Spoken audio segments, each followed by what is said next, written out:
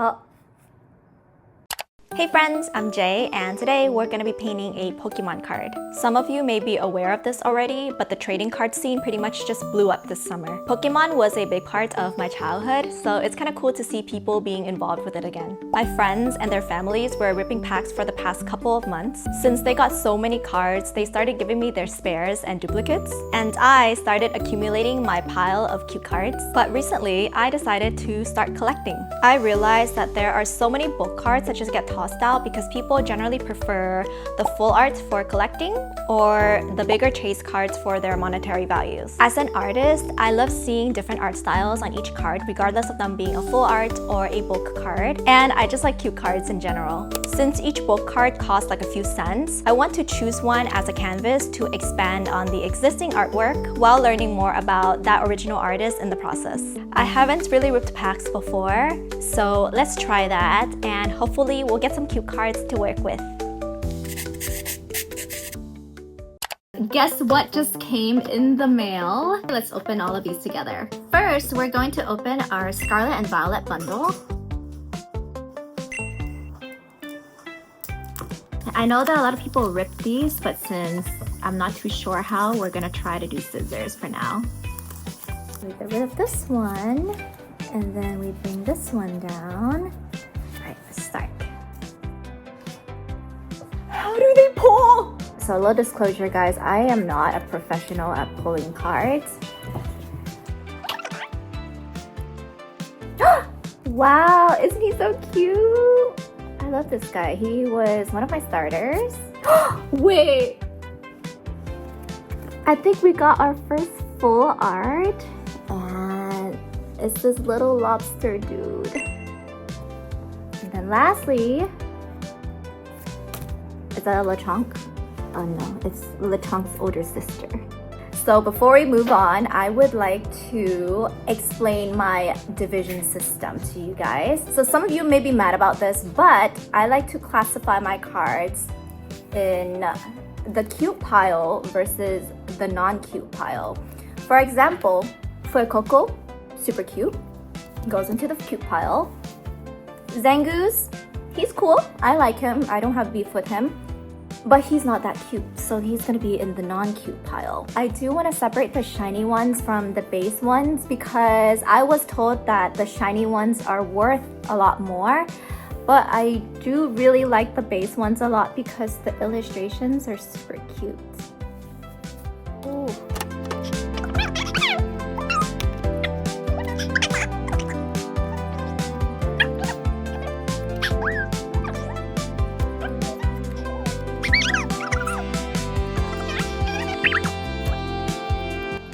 You can definitely see the placement of where the cute cards are versus the non-cute ones. Next up, we're gonna open our Scarlet and Violet Stellar Crown bundle.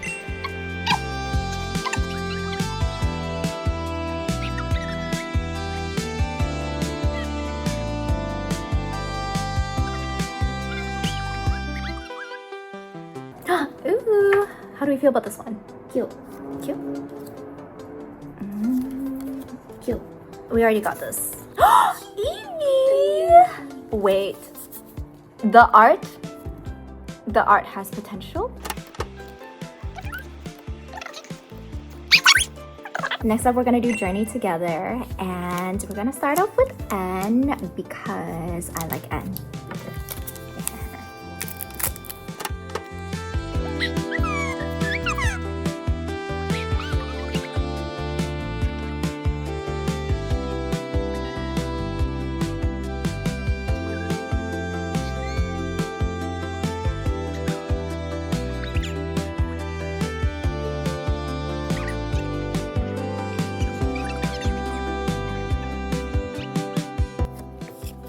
Wait, Swinub? Swinub! Oh my god! Wait, that's a really pretty card. That is such a pretty card. Look at this one.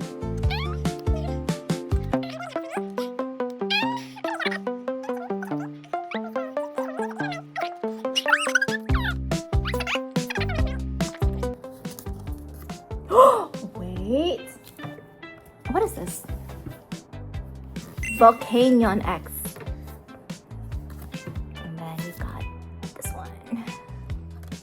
So I just learned that this card is worth a lot of money. We're gonna be very careful with him. I also learned that for the more valuable cards, I need to have sleeves for them. So I'll be very careful with them until I can get the sleeves later. Don't be mad at me. Oh my god, it's a rush around. Ends rush around. Hype. I love that.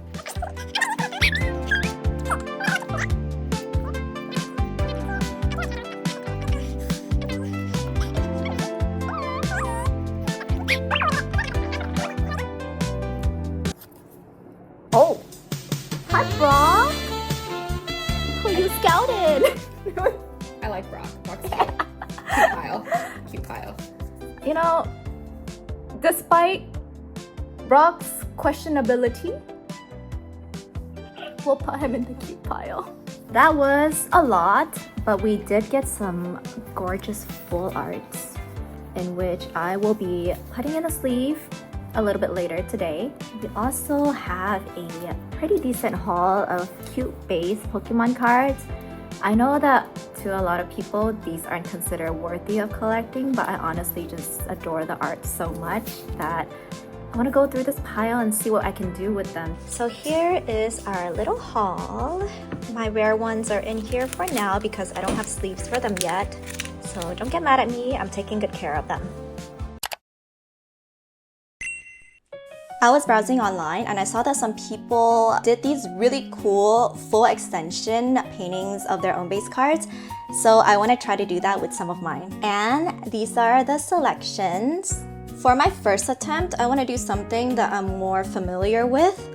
So let's go for this Eevee. I love the way that she's tilting to her side, looking at this beautiful dandelion. The field and also the scene in the background just looks so whimsical. Since this is a pretty simple base to work with, I feel like I can be a bit more creative with the extension. So without further ado, let's get to work.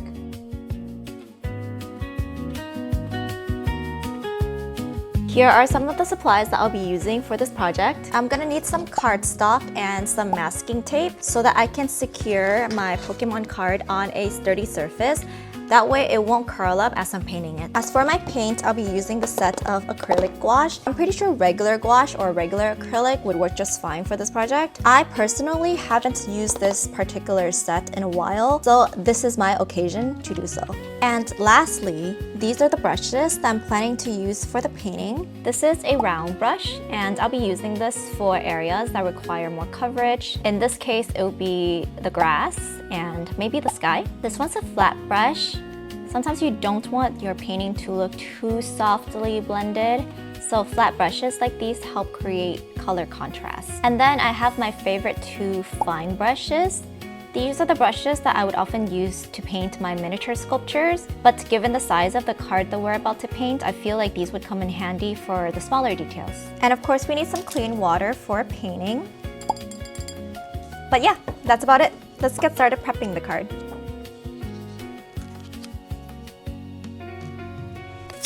With my masking tape, I cover all four edges of the card. If I notice that the main section is not centered, I'll adjust the part of the border that I'm covering with the tape. If the covered bits of the cards are the same thickness, then my finished painting is gonna look way more centered.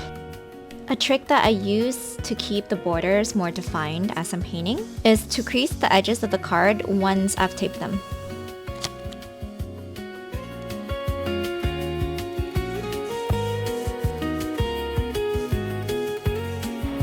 Then we're gonna go straight into painting. Since the majority of this painting is grass, I will be building my green palette first.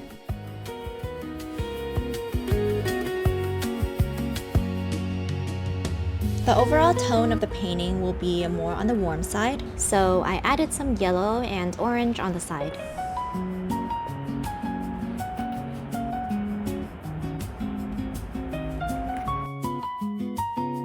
I decided to start on the bushes first because, first of all, they're pretty darn difficult. There are so many different colors in just one bush, and there's so many different elements that I need to separate out, like the highlights, the blue undertones, and also the style of shadows. Second of all, I wanted to cover the text. I am aware of how controversial this is for those who actually use the cards to play the game, but personally, I just want to highlight the art as much as possible. So for now, let's say goodbye to the 60 HP and also the name of the Pokemon, which I feel like we should already know. Don't worry though, because I'm actually trying to think of a way to incorporate this information either into the cards in the future or in a slightly different format. So as you can see, I'm working layer by layer. As I'm waiting for one part to dry, I then move on to the next part, and that way we can switch back and forth pretty easily and won't waste any time. After I extended the sky, I added a little cloud in similar style to the ones that I've painted. Then I filled out the tip of the Eevee's ear. I think it helps to kind of build out a story as I'm painting this. And mine is of an Eevee that lives in the middle with a tiny house in the distance. We'll keep the house wooden to stay consistent with the color palette.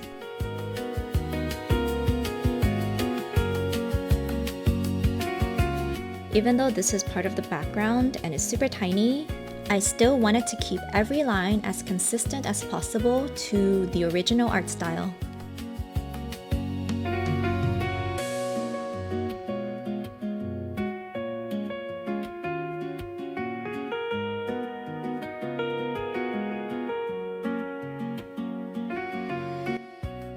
Then we're gonna go in with the grass.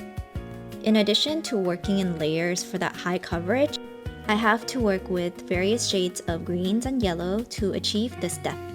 Since the colors are separated pretty distinctively on the original painting, one thing that I made sure to not do is overblend. I start with a solid green base color, and then I started building on it with brighter greens with yellow mix-ins, ensuring that I'm creating some subtle contrast. Now we move on to the dirt path, which is primarily a yellow cream color with a bit of green undertone. As I'm waiting for that dirt layer to dry, I added in some extended shadows for my grass. Then I went back to adding another layer onto the dirt.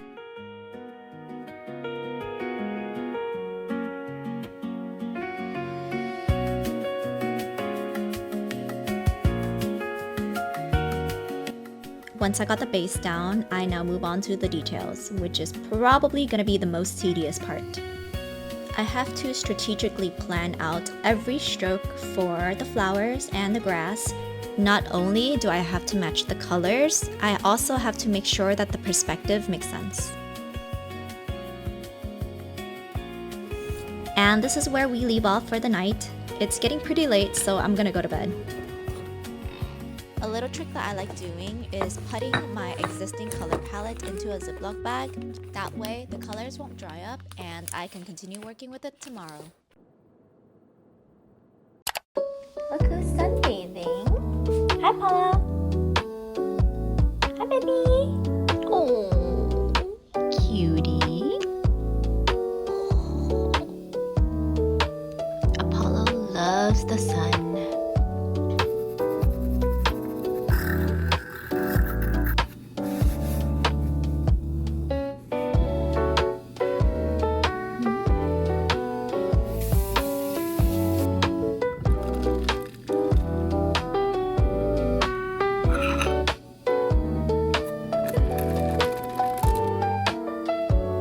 Since we're on the next day, I just want to give you some context on how long it's taking me to work on this project. I started this painting around noon yesterday, and that went on for the entire day, dragging into the night. And now we're also going to continue this around noon. At this rate, I think the project is going to take me the entire weekend. It's kind of deceiving because at first I was like, oh my gosh, this is going to take me like a few hours. It's a tiny Pokemon card with like a pretty simple scene, right? But in reality, this requires a lot of technical work. Alright, let's go back to the painting. I'm gonna continue using the color palettes from yesterday. Some of the colors are kind of dried up, so I'm gonna rehydrate them with the dropper and clean water. I then resumed working on the small details. Usually I'd save the outlining for last, But for this particular project, I want to make sure that every detail I add stays consistent with the original image.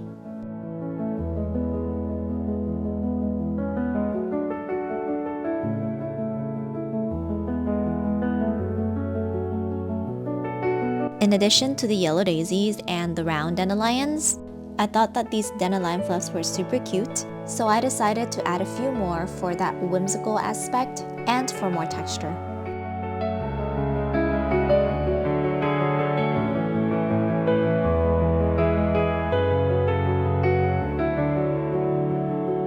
For this part, I thought that it was going to be boring if I just do all grass, so I decided to occupy the space with something other than flowers or leaves, but still blends in pretty well with the scene, like a little tree trunk.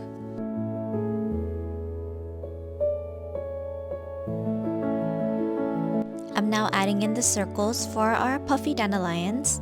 I made sure that the stems and the grass look similar to the ones we already have. And then we're going to add a little bit more dimension to the dirt path.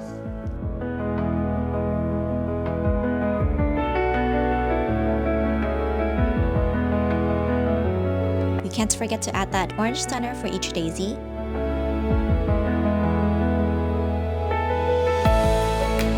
Okay, so I'm pretty much holding my breath for this part because in addition to keeping the line thickness consistent, I have to be mindful of the line spacing. I'm making sure that the strokes don't look too uniform, and I'm adding little clusters here and there for that nice scattered look.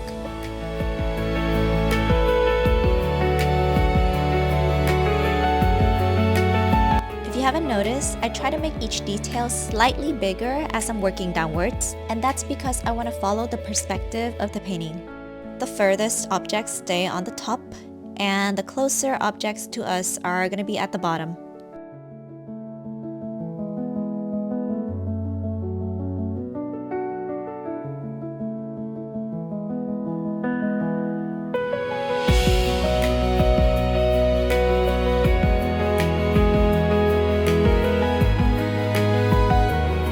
I noticed that the artist had used little streaks to indicate bigger shadows, so I'll use the same technique to texturize my trunk. Sesame? Are you tired?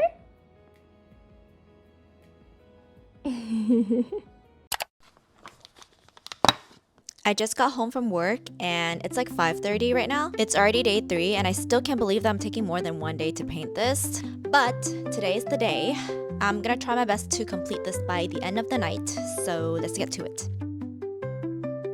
What I'm mostly gonna do today is just outlining. Since I'm now working on the bigger objects, my line thickness should also be a little bit larger.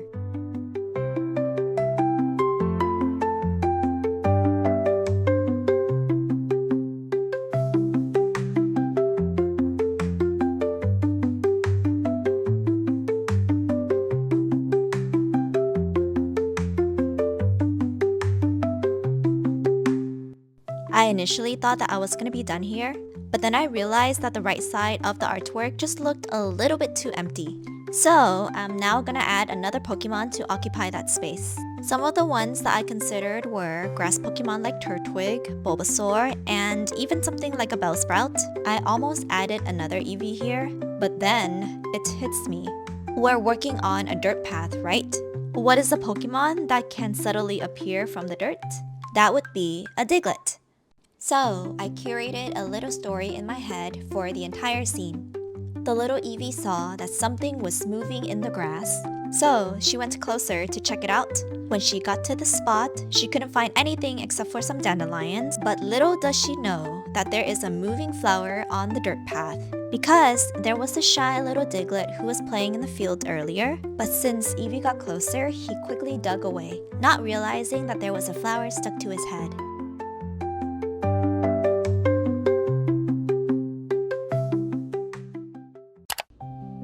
Hello? Okay, I actually decided to wait till the morning to film this because I feel like this part deserves some good lighting. So, let's start peeling the tape off.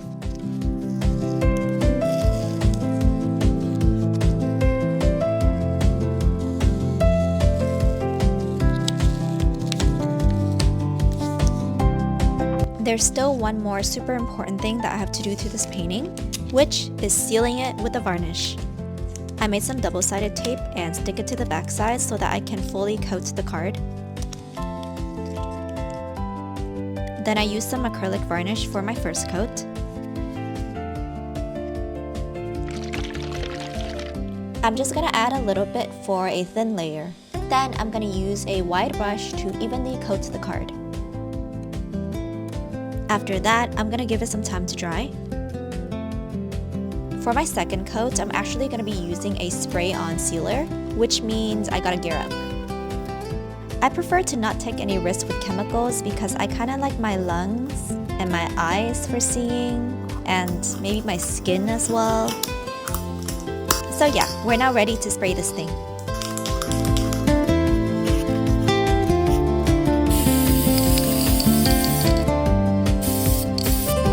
I let the painting dry in the shoebox for a bit of time, and then I brought it back in, removed the tape, and we're done.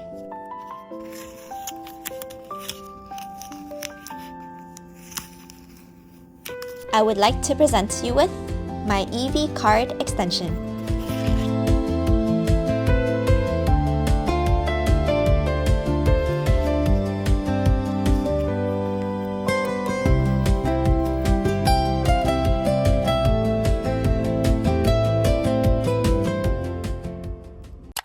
Overall, this little card took me around 3 days to paint and a total of 5 days to film. Was it a lot of work? Yep, it was. This took me way longer than I anticipated, but was it worth it?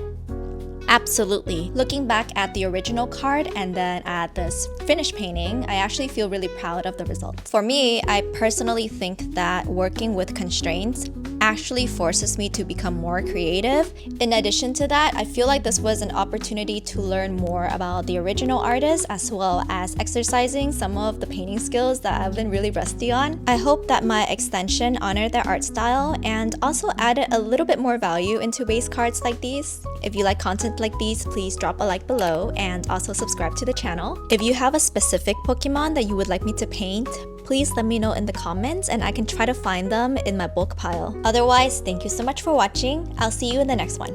Bye!